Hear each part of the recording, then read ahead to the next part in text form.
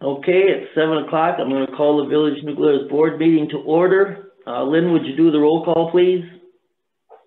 Sure. Michael Bell? Present. Mike Ganchert? Here. Peggy Cruz? Present. Tammy Newberry? Present. Chuck Phillipson? Here. Roger Trutman? Here. Lori Wirtz? Here. Thank you. Thank you. We have a quorum. I look for the approval of the agenda. Answered Mike here. I would so approve. Newberry Tammy, second. Okay, any discussion on the agenda?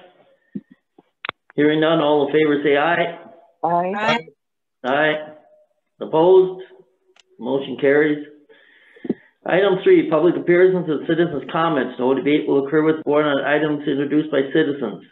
Items will not be acted upon at this meeting, but will be referred to the proper staff or committee if action is required. Please keep your comments to 3 minutes. And if someone wants to talk about an item on the agenda, please wait till we get to that item on the agenda. So is there anyone out there that would like to speak at this time? It's Monica Piernut, so we'll be able to talk about the road. Yes. At that time. Yes, Monica. Perfect. When we get Thank to you. item 5. Excellent. Thanks. Okay. Is there anyone else? Hearing none, we'll move on to the approval of the consent agenda. Answered Mike, I would move for the approval of consent agenda. This is Tammy, I'll second. Okay, we have a motion and a second. Any further discussion? Hearing none, all in favor say aye. Aye. Okay. Aye. Item 5, old board business, discussion consideration resolution 21-01, 3rd Street parking restrictions. I guess Drake will call on whoever would like to speak after we discuss, or now. All right, I'll just go along the list that I have of attendees. So we'll start with Chief Christy Mueller.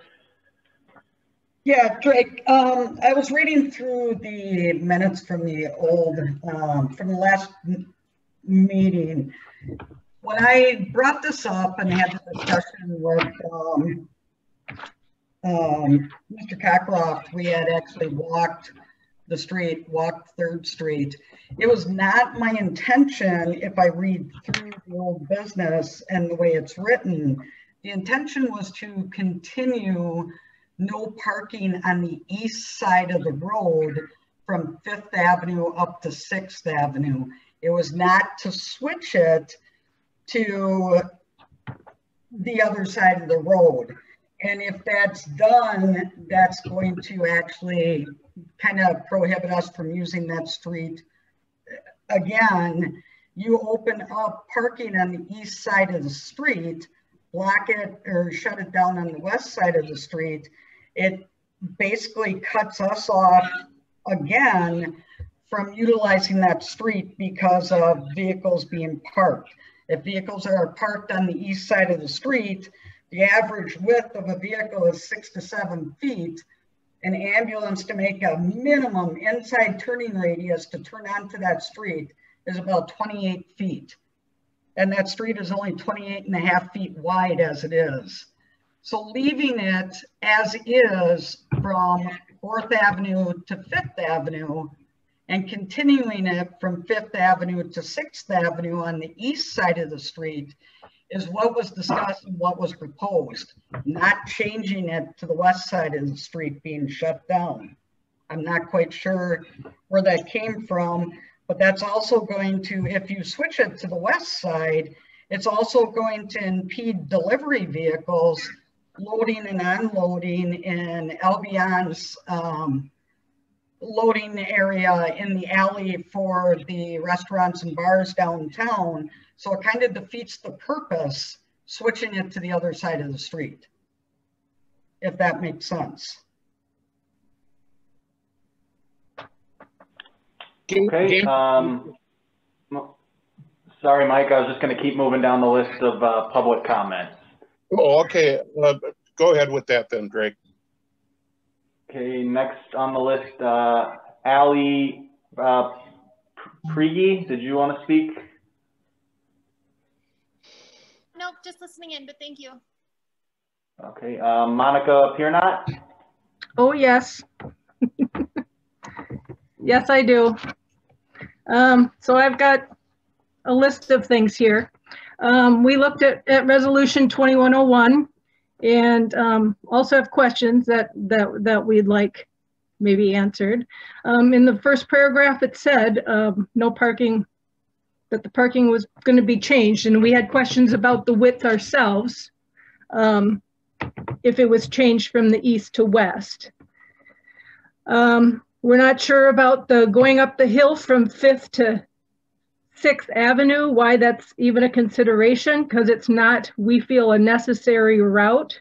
If this street is a problem, then we feel there's other changes in town that could be changed with one-sided parking from 5th Avenue to, on 5th Avenue from Railroad to 3rd, or 1st Street from 5th Avenue to 7th, make it one way or one side, no parking, or 4th Avenue from 2nd Street to 7th Street in the summer when there's ball games.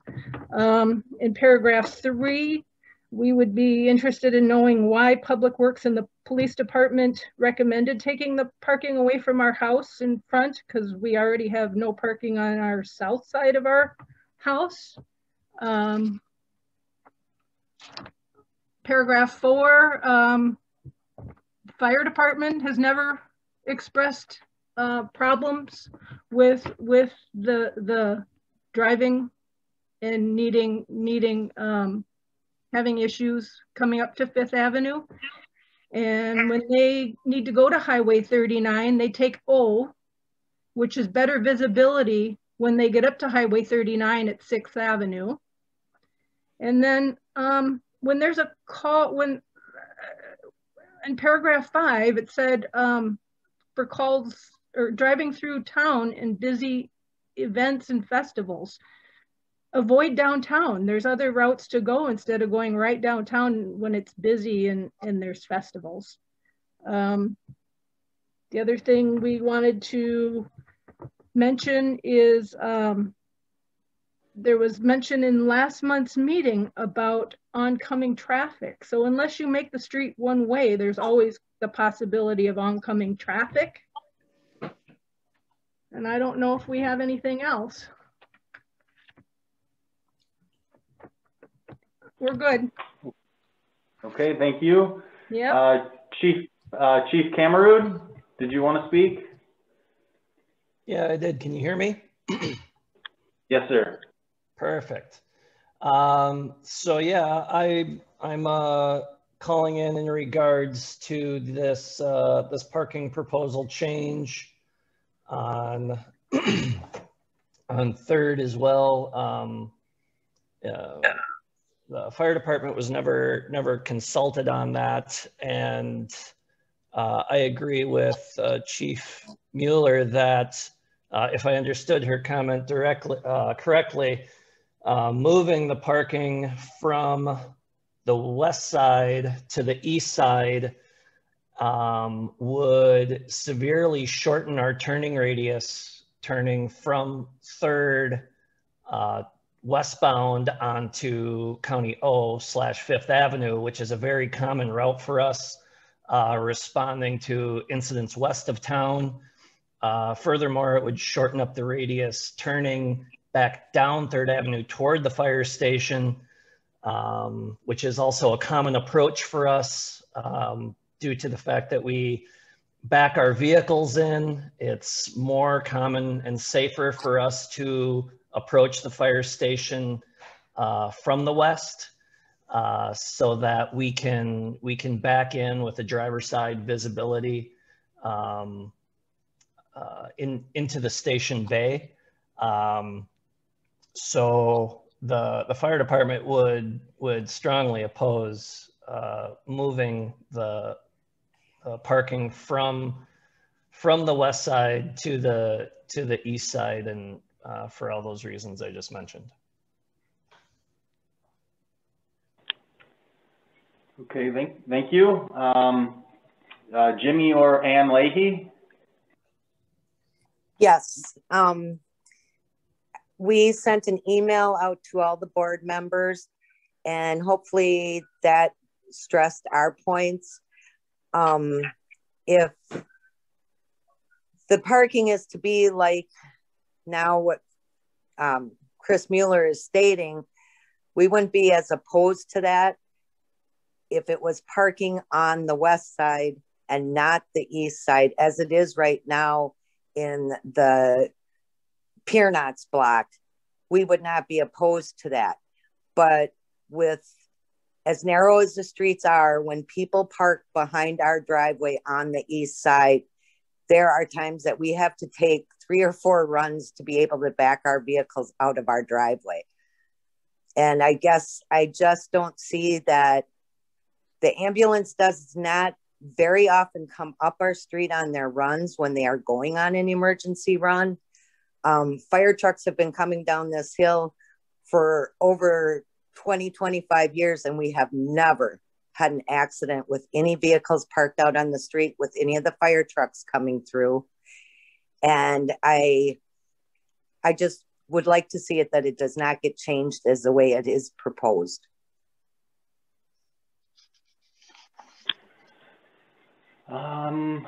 Becca, anything on this item? Nope, nothing for me. Okay, Sue?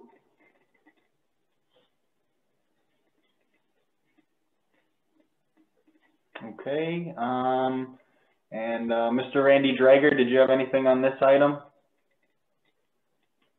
No, not on this item, thank you. Okay, that's everyone on my list, unless I missed anybody. I'll turn it back over to Roger. Well, any comments from the village board members? Gansert Mike here. I'm totally puzzled on how this came up for discussion at the committee level, and it seems like everything that we went to is totally wrong. I don't understand how this happened. I agree with you, Mike. It's Peggy.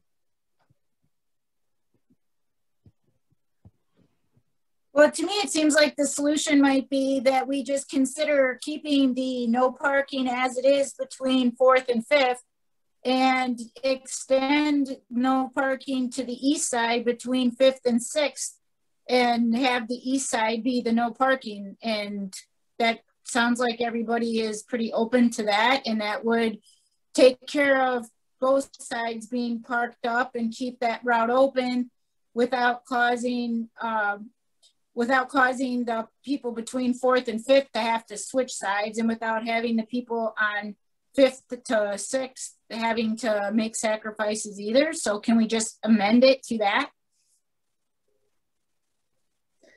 It seems to me that we don't really need to take any action. Just leave things the way they are. That's the consensus I get from basically everybody that's spoken.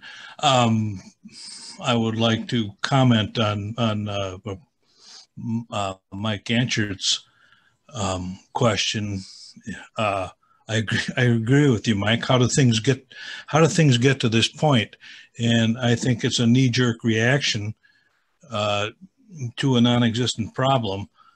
I don't know how the committee all of a sudden, just without consulting anyone or passing it on to public comment, committee or whoever came up with a resolution to make what I consider to be a semi-major change here affecting property owners. I guess what I'm saying is we need to give a little more consideration to our actions here as a board rather than just knee-jerk reactions. But getting back to my original point, I don't know if we need to vote on this resolution or just not take any action on it. Maybe Roger or Drake could clarify that. This is no action would be, if no action was taken, then we would move on with, and no change would take place. So no action maintains the status quo. Let me respond here to all of you. This is Peggy. When it was presented to the committee, we were under the assumption that it was a something that was a concern by EMS, and so we had a discussion of it and then considered bringing it up to the board level. And my stand, as well as the others, was that, well, if it's such a big issue, then of course it's something we need to consider. And then that's why it moved on to the board level. Where it was precipitated or how this came about as a topic to present to the board, I have no idea, but it was something that we felt that if it was an issue that was going to be concerning to emergency services, then we needed to address that. I do feel baffled by you, along with you, Mike, as where it came from and how it was brought up. It just seems like it came out of nowhere. Some of you brought up a good point, however, in that maybe is it really necessary to go down that street when we have those rather large emergency vehicles? And if we are having a festival, perhaps it could be rerouted, the emergency route, so that it doesn't impede upon or provide serious danger to those in the village prior. So that might be something that someone might want to go back to the drawing board and rewrite, that if there is a village festival going on, that we not have those vehicles go through there. So it may be something to take back and rework as far as EMS is concerned, and then bring it back again, or just leave it as is. Thank you. Answered right here. I'm still baffled too, Peggy, on how this happened. And I just assumed that it was brought up by the EMS. And Christy, are you still there? Yes, I am. So you did not bring this up. I had a conversation, literally a conversation in the middle of the street with Joe one afternoon about the parking. There's been a lot more parking on the top part of 3rd Street, and people don't stagger their parking up at the top. So if you don't see us go by all the way up to 3rd Street, it's probably because there's vehicles parked on both sides, and we look ahead and we take a left or a right wherever we're going, because we can't go straight up the hill. So the conversation was brought up because of that. There's been more parking on both sides of the street. People are parking far enough away from the curb that you can't get an emergency vehicle up there. And that is, I'm not quite sure who made the statement, but that is our primary route. When we're going to calls in town, we go up that way to avoid the downtown area. So again, what I'm saying is from everything that I just heard, it sounds like what might be helpful, and I'm not sure if we take this back to the committee level, is if we consider extending the already existing east side no parking that exists currently between 4th and 5th from 5th to 6th, where we prohibit parking on the east side and allow parking on the west side. That would make it so they can't park on both sides, just one side, and that would always keep a lane open. Is that something we want to consider at this, or do we want to put this back down to the committee level and then bring it back to the board?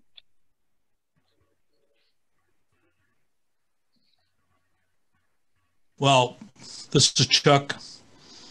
As I said before, I think we're looking to solve a non-existent problem, I think we're best to leave things as they are, considering all the testimony and opinions given tonight. I don't see any reason to take any further action. I'm in agreement, Chuck.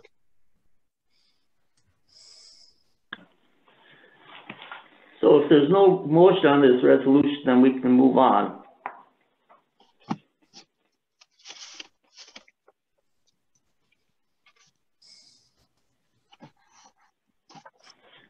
Well, I guess we'll move on then. No action will be taken on this item. Item 6, new board business. Consideration, discussion, application for original Class B intoxicating beverage fermented malt beverage license to Parkside Development, LLC. Doing business as Sportsman's Bar and Grill to expire 6/30/21. This is a transfer of an original license.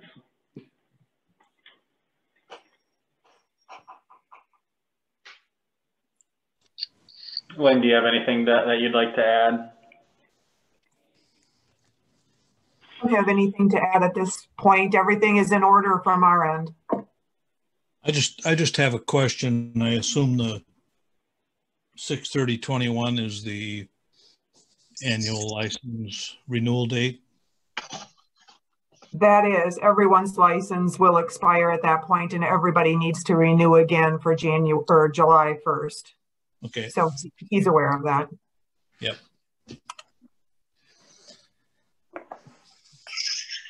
Answered Mike here. I would like to make a motion for the approval of the application of the original Class B intoxicating beverage license to Parkside Development.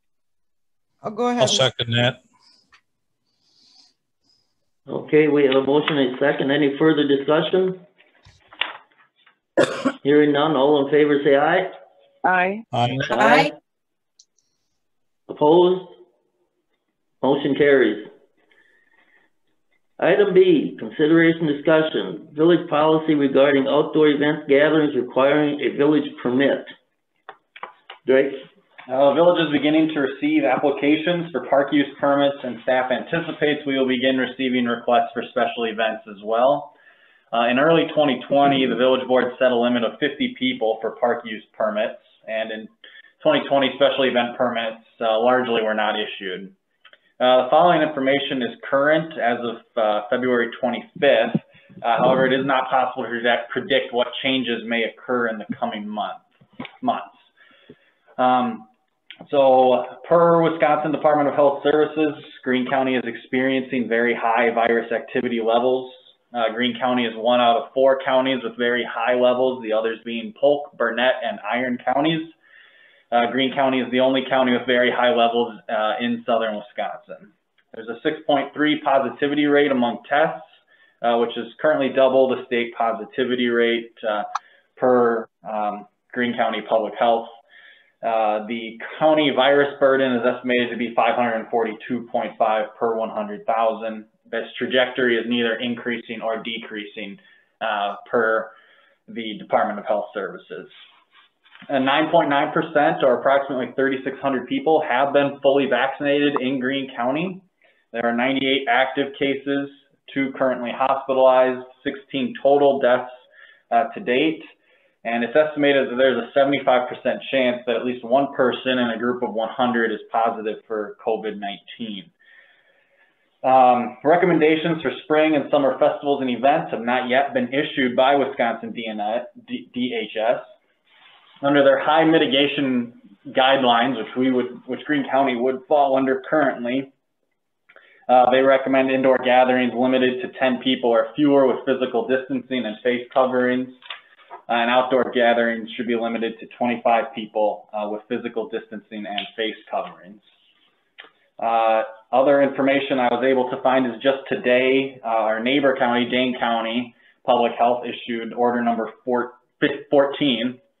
And that was that at events in which food and drink will be served, indoor gatherings, they are limiting to 150. If food and drink are not being served, 350 is their limit. For outdoor gatherings, 500 is their limit.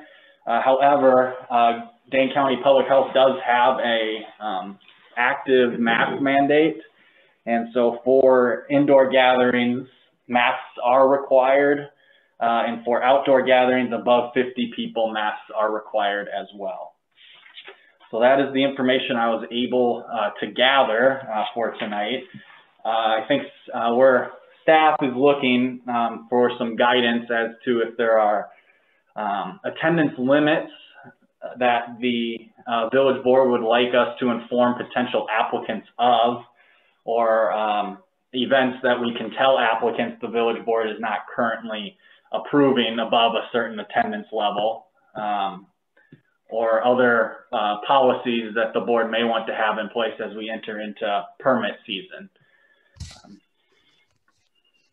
And that's okay.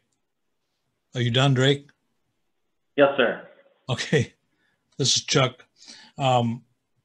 Drake had originally brought this to my attention as chair of the Parks and Rec Commission, and I thought rather than beat this thing back and forth, committee to board to committee to board, it'd be best to just address it to the entire board right off the bat. I don't think we have any. I don't think we have enough concrete evidence to formalize any restrictions for permitting for the coming season, but we do have the applications coming in.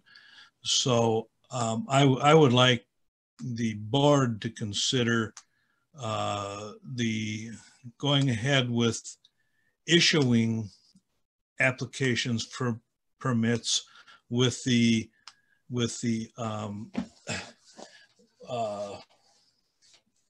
information based on the information we have now, but subject to change for the coming season.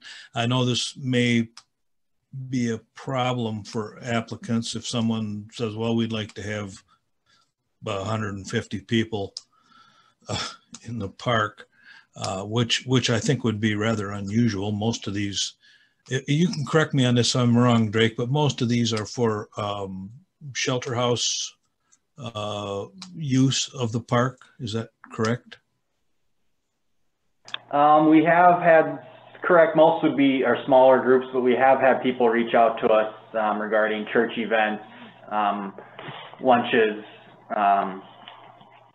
family gatherings, other stuff like that they are looking to reschedule that didn't occur last year or something like that. So some larger events with more people they've at least called and talked to us about, but in general, you're correct that park use permits, unless it's tied to a special event permit, are usually lower number. Right. So at this point, not knowing where we're going to be in 2, 3, 4 months, it seems to me that we could issue the permits in as far as these people could have the use of the park for their requested dates, but subject to any restrictions based on COVID factors going forward. At least they could set their dates, but no one can say where we're going to be a month, 2 months, 3 months, or 6 months from now. We don't know. So it seems to me that we should have some formulation to be able to give these people their dates, but subject to the status of COVID at any given time. Does that make sense to anybody besides me? Chuck, Mike answered here. So can I just kind of paraphrase? I agree. I think that's perfectly sensible. I think that we have a responsibility to the general public to make sure that this COVID-19 or COVID, whatever it is, that we don't let this get out of hand and climb to the limit that we've seen in the past. I think just to. So Chuck, can I just clarify? Yeah, go ahead. I was just wondering if I could just kind of clarify what you're thinking so I can get it right in my head too.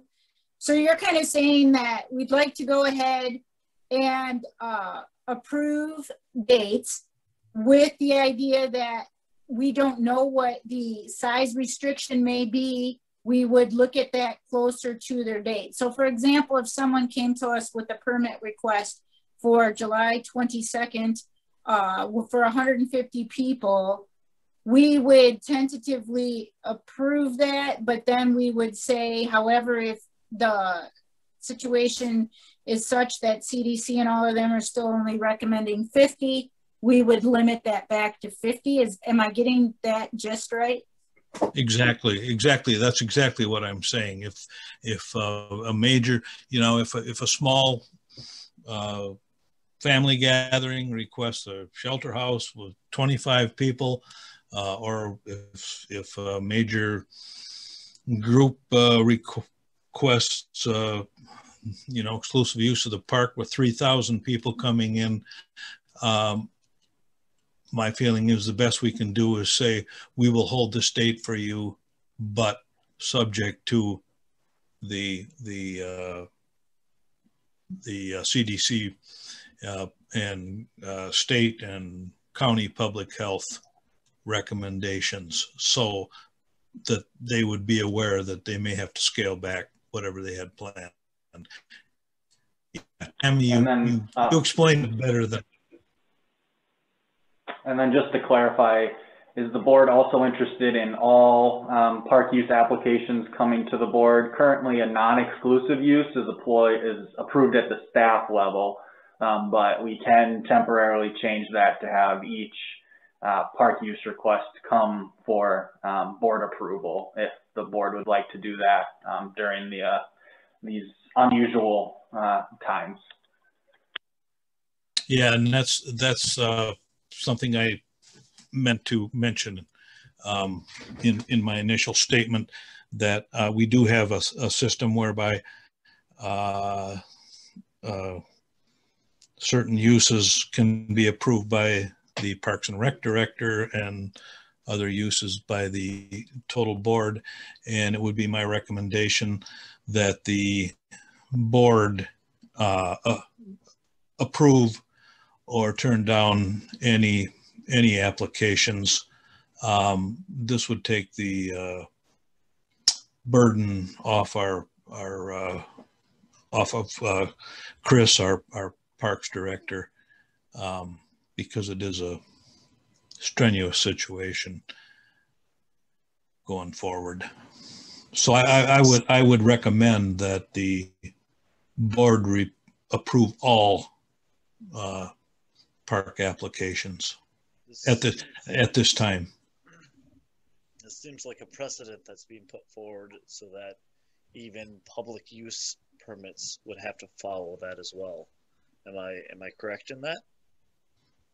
I'm not sure what you mean.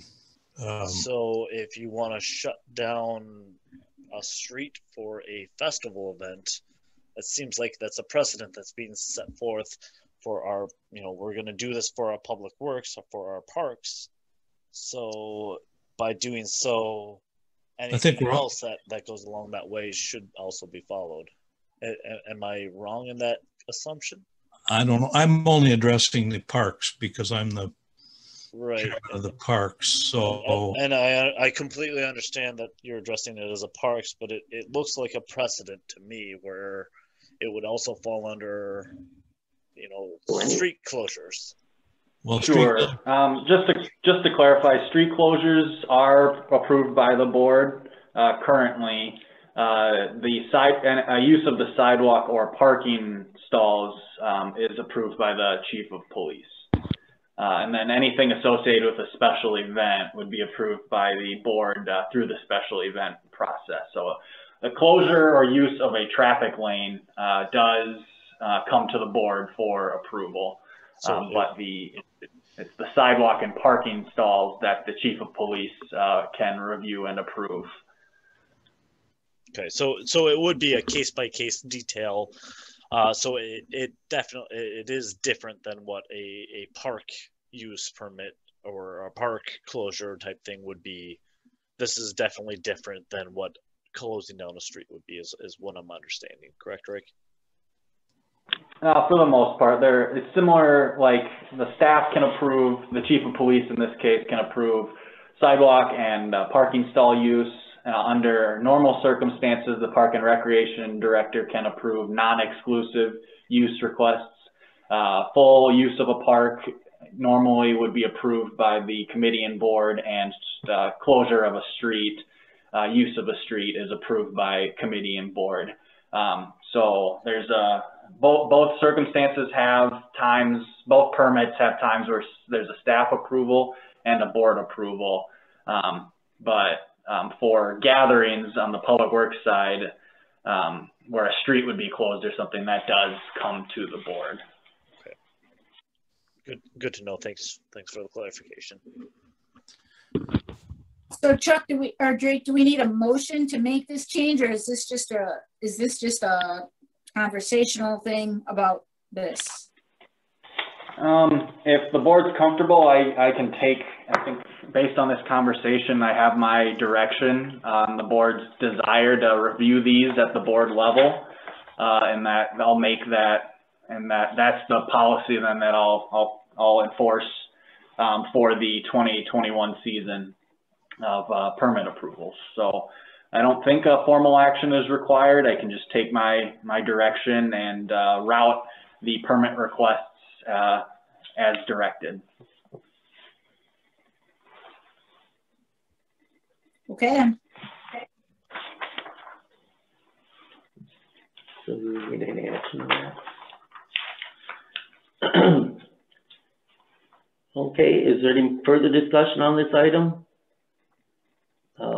Drake says we don't need to do any action on it, so hearing none, we'll move on to item C, consideration, discussion, extension of resolution 20-10, emergency authority. We gave Drake emergency authority during COVID, and we got to extend it. How many months did we extend it the last time? I don't even know. Sure. So currently it is extended into June. However, the current resolution as written grants the village administrator the authority to grant leave for employees exposed to COVID-19 or that need to self-quarantine up to 2 weeks or 10 work days. The 10 days is a bank of time rather than 10 days for each occurrence. So there's a bank of 10 that you would draw from. So if you had to quarantine twice and you had already used up your 10 days, you would then have to use personal sick time. A question was raised as to whether this leave could be utilized for employees who were vaccinated and became ill as a side effect of the vaccination. Administration consulted with the village attorney, and the resolution as currently written does not allow the administrator to grant leave time for that purpose, per his opinion. Administration, however, does recognize the organizational and community benefit of employees choosing to be vaccinated. Administration also acknowledges openings for vaccinations may be announced with little notice and choice as to when an individual may get vaccinated. So they may not have a choice to schedule their vaccine on a Friday in order to have the weekend to recover. Administration also recognizes that individuals may experience symptoms related to the vaccine, making it impractical or impossible to report to work and perform their duties. Based on this information, administration is recommending extending resolution 20-10 emergency authority to September 1, 2021, with the addition of conferring upon the village administrator the authority to grant up to 2 weeks, 10 days leave for COVID-19 related illness, quarantine, vaccination, or illness related to the administration of the COVID-19 vaccine. This change is noted in the attached resolution. To receive the time off for illness related to the vaccine, employees may be requested to provide proof of vaccination. Also, one question that was raised is if this 10 days would be, if someone would get 10 days off just for getting vaccinated. The answer is no. Similar to other illnesses, if there was, if myself as personnel director suspected that something was being, a policy was being taken advantage of, we can request a doctor's note to show, indicating that they are too ill to work. It seems typical that anything related to the vaccine is usually resolved 1 to 2 days. 1 to 2 days, but it can be pretty difficult in those days following the vaccination. So the administration is recommending approval. September 1 was chosen because that was, after speaking with the village attorney, that was kind of determined as the best guess of when vaccination may be, or confident that vaccination could be widespreadly available, and that people who have wanted to be vaccinated could have been vaccinated by that time, and it just adds a little bit more time than the June 1 date that it currently expired at. If you have any questions, I'm happy to answer them.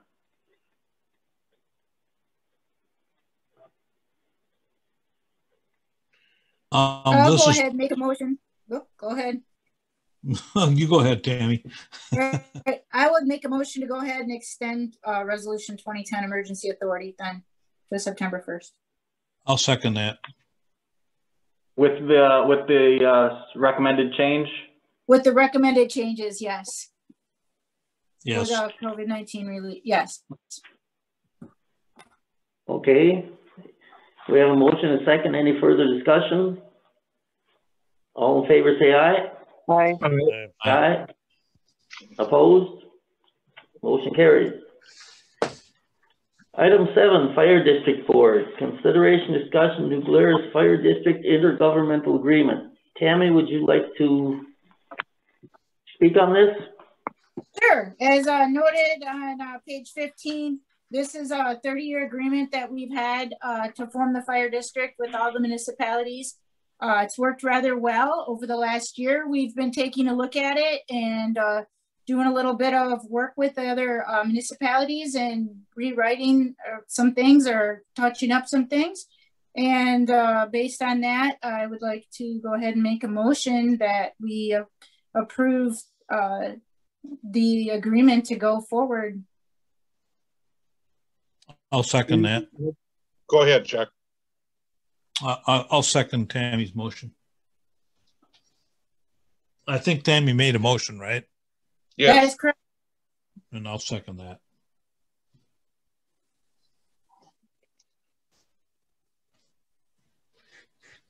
Hello? Can hear you. Is there motion and a second?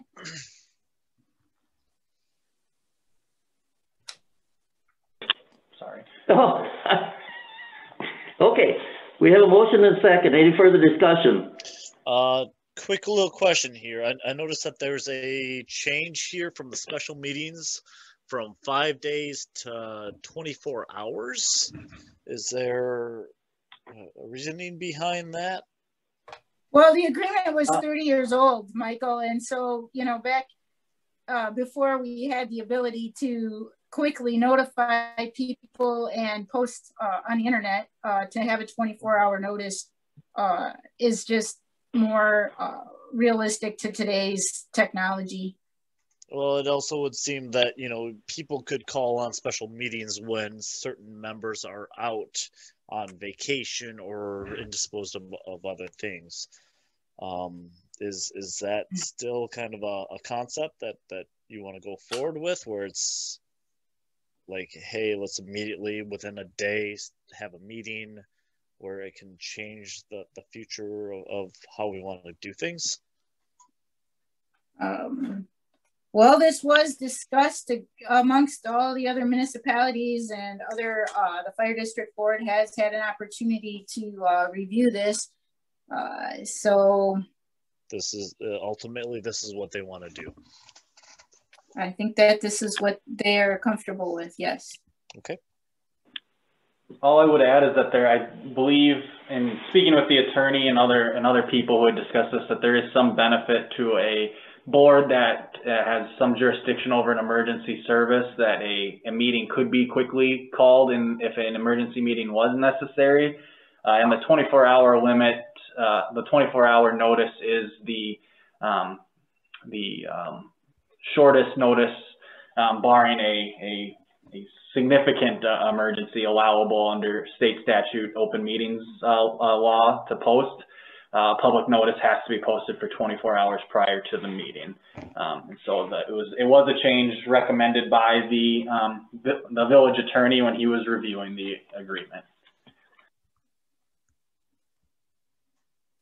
I would maybe just add that we actually ran into this issue when we needed a meeting for them, requesting them to post the no firearms for the election in November.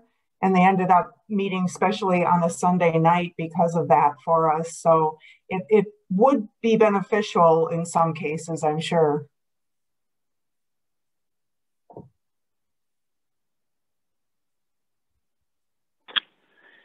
Okay, is there any further discussion on this item?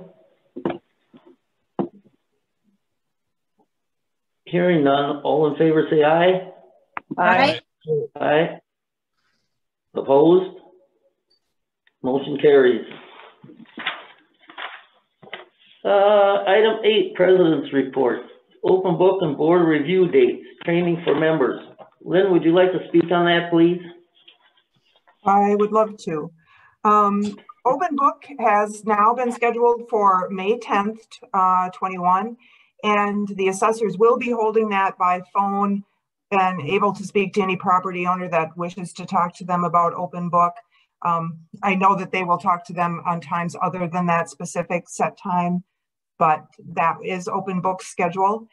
The board does not need to attend that piece of it, but I will need the board for the board of review, which will be held on May 27th at 5 p.m. We will have a virtual option for attendance at that board of review as well. Office staff is working on obtaining the training materials through the UW extension. They should be available now in March at some point. So anyone interested in attending or taking home that DVD for some training, just give us a call and we can work that schedule out. We do have to have one person trained. Currently, Chuck Phillipson is certified for that piece for us for 2021 Board of Review. There was a recent change in the law, and it looks like starting in 2022, there will need to be a member that's trained every year. So I think, Chuck, you took yours last year. It's still good this year, but going forward, someone will have to take it every year. That's all I have, unless anyone has a question about the schedule or the training. Thank you, Lynn. Yep. Does anyone have any questions of Lynn? Okay, hearing none. Anyone else have any further business? Hearing none, we are adjourned. Good night, everyone. Good night. Good night.